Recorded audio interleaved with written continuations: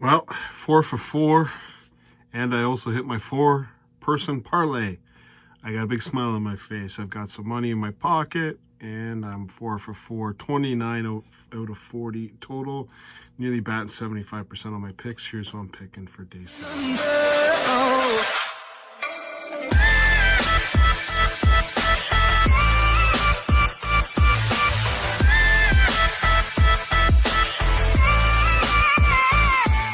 All right, 4 for 4, and I'm in the money. I got all 4 games. Fantastic day. Made plus 264 on my money today. I'm really happy about that. I'll get into those games, and then I've got one bet for tomorrow. I'm not doing any parlays tomorrow. Don't like the odds. There's one game that I kind of favor the odds, but let's go through the games. First game up was Luke Woodhouse against James Wilson. I can tell you, it is not fun to put money on Luke Woodhouse. You know he's a good player, but then he throws that. It wasn't a very good game, if you ask me. He did turn it on in that last set, but he still made life a little bit uncomfortable for a better, considering I know he's a better player than James Wilson, but he ended up winning 3-1. Rusty Jake Rodriguez, fantastic game. What a game. Played with confidence. Even Ben Robb. Really impressed with Ben Robb, actually. I didn't expect that out of Ben Robb. But Rusty Jake just played with a ton of confidence. It didn't look like he didn't seem nervous at all. He's just throwing in numbers. He's going to be a handful for Chris Dobie in the next round, but big win there. He won that one as well, 3-1. And then Raymond Van Barneveld against Lawrence Logan. Lawrence Logan was all over the place. Great throw, just a fantastic throw.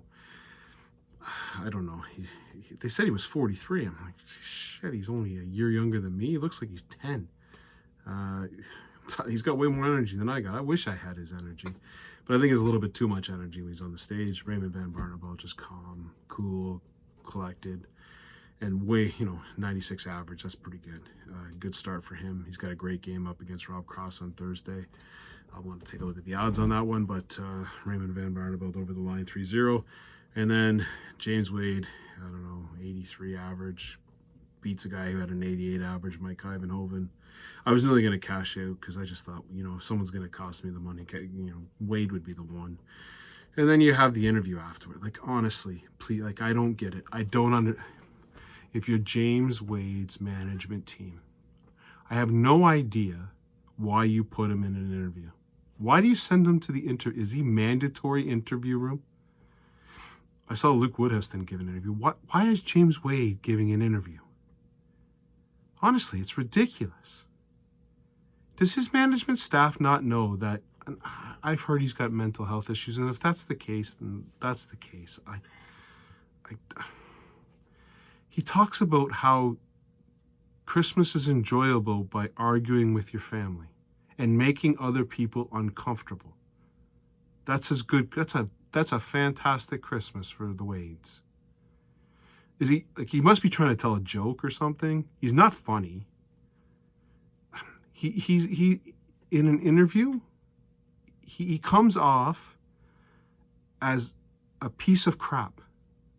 Now, he might be a nice guy. I don't know James Wade. But I know every time I listen to him talk in an interview, I do not have feelings of joy around him.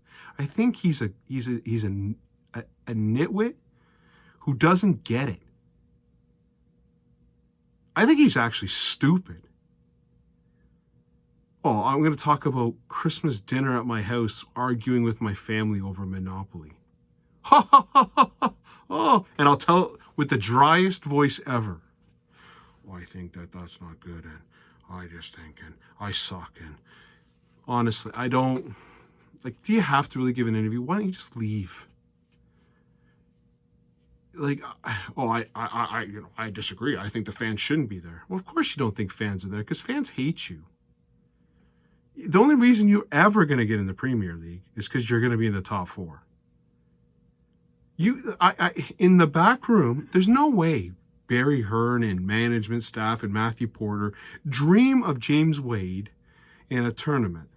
And just so you understand that, pal, you're the 4th ranked in the world, and you're put on Monday night. Johnny Clayton got Sunday night. He's 8th. Why did they give you the 4th? Why did they get you the 4th seed in the tournament on a Monday night? I wonder why that is. honestly, please, he's a decent dart player. He's not bad. I don't really enjoy watching him play, but it is kind of cool to see him take out big outs and doing the waiting. But the minute he puts a mic in front of him, man, oh man, I don't get it. I know what I'll talk about. I'll talk about arguing with my wife and in-laws over family dinner and Christmas and call it a beautiful Christmas. All right. Thanks, James, for putting us all down. If I wanted to get depressed, so I'll throw in some James Wade interviews. Next thing, so let's get into the predictions for tomorrow. Hopefully I do as well as I did today. First one up, Lewis Williams. Here's a guy who I think is going to get to the third round. I think he's got the game to beat Gabriel Clemens up next. He's going to hit 180s, and he's playing Toyokazu Shibata, and I must apologize. I don't know anything about Tokyo Shibata. It sounds like a car, but I don't know anything about him. I know that Lewis Williams is a pretty good young player who can hit 180, so I'm going to take him to win 3-0. Next one up, Snooze Fest. There's no way, you'd like to think there's no way that a game can be any crappier than Joe, oh my God, the crowd booed me, Murnin, against Paul Lim. But this one's got a chance of being just as piss poor as that one. Jason Lowe against Daniel Larson. The reason why I say it's going to be piss poor, there's people that have thrown 80 averages, but they throw it fast. Like the Rusty Jake Rodriguez, they could have thrown 70 averages, but they're playing fast. You get past it, okay, we're going. This is going to be slow, methodical, and going to take forever. And even if it's a 3-0, it's going to take forever. You're going to be low 80s average with slow play. Jason Lowe, Daniel Larson. Now, Daniel Larson's pretty much gone the whole season without winning he might win a couple games on the tour. Jason Lowe's not a bad player. He actually beat Michael Smith last year. But he struggles on his doubles. He's a good scorer, not good on the doubles. I'm going to take Jason Lowe to win this one, though, 3-1. And then we get into all the round two. So we're done with round one action. Now let's get into the round two. I think this will be a great game. Mervyn King, Ryan Joyce, a couple of the best double 16 hitters you're going to see. I think it's going to be a close one. I wouldn't be surprised at all if Ryan Joyce could win this one. But I lean to Mervyn King. I think he sees that Ratowski's out. He sees what can happen in the next round. He's got a chance to get to the round of 16, and even there, he's still got a chance. He's got a nice run to the quarters if he can get this going. And maybe even the semifinals. So I think Mervyn King's going to eye this one up and go. If you remember last year, he did a number on D'Souza. I wouldn't be surprised if he does a number on Joyce. I'm going to take him to win 3-2. And then Dave Chisnell against Mike DeDecker. Now this one was lining up. I was Darius Labanauskas all the way. I thought Darius Labanauskas was at least getting to the third round, and then when he fought, or when he went out, fought, fight anyone.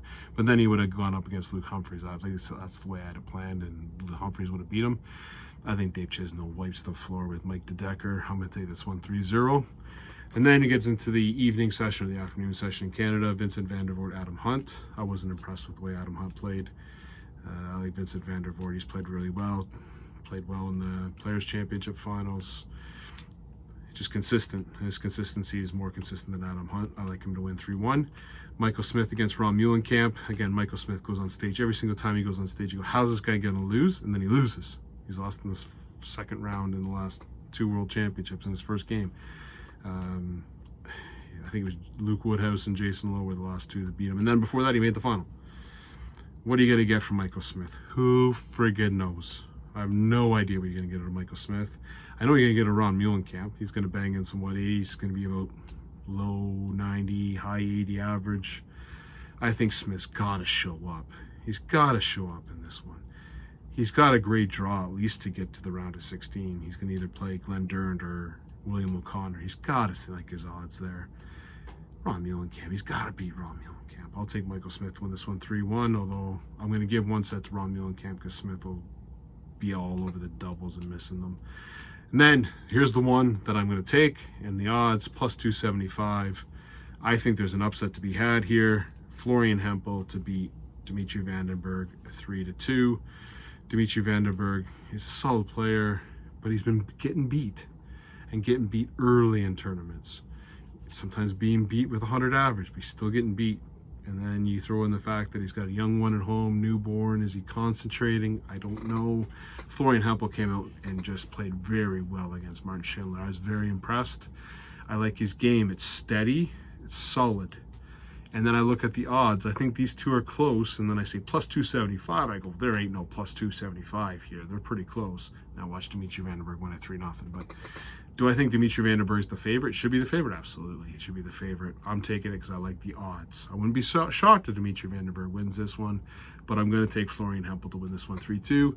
And the last matchup, Devin Peterson against Raymond Smith. I think this is going to be a pretty decent contest. It's going to have a lot of stress in it, I think. Devin Peterson, obviously, there was a time last year where he couldn't miss 180. He got to the semifinals of the European Championship.